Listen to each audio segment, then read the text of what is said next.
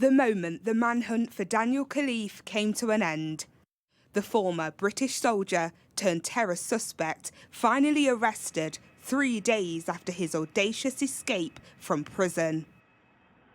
We later learned Khalife had strapped himself under this food delivery truck, hiding in plain sight, using a makeshift sling from a pair of trousers. His escape, for a short time, was successful. CCTV captured his movements as he brought clothes from Marks and Spencer's, changed in a nearby McDonald's, and even read about his escape in a newspaper. But his arrest was inevitable, and when confronted on this canal towpath, Khalife made no attempt to resist. Instead, he later said this: "I was finally demonstrating what a foolish idea it was to have someone of my skill set in prison. What use was that to anyone?" It wasn't the first time he had attempted to use his so-called skill sets.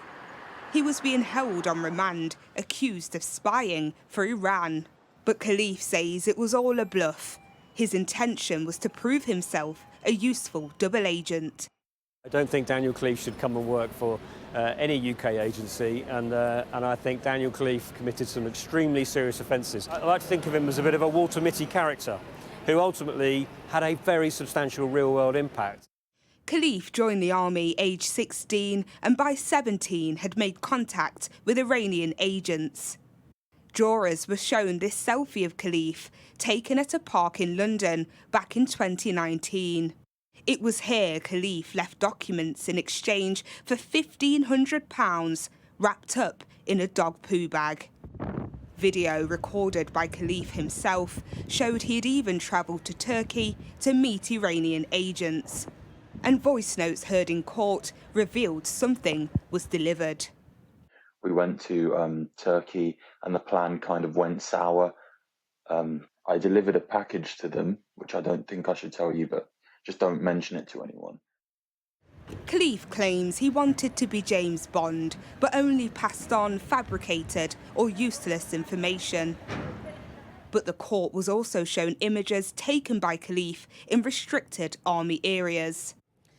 Khalife had repeatedly contacted British security services, partially informing them of his plans. But MI5 didn't recruit Khalife. They reported him to police.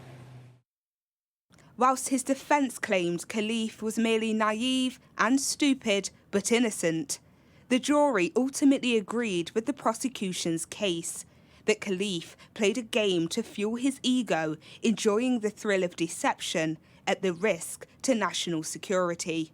Shamaan Freeman-Powell, Sky News.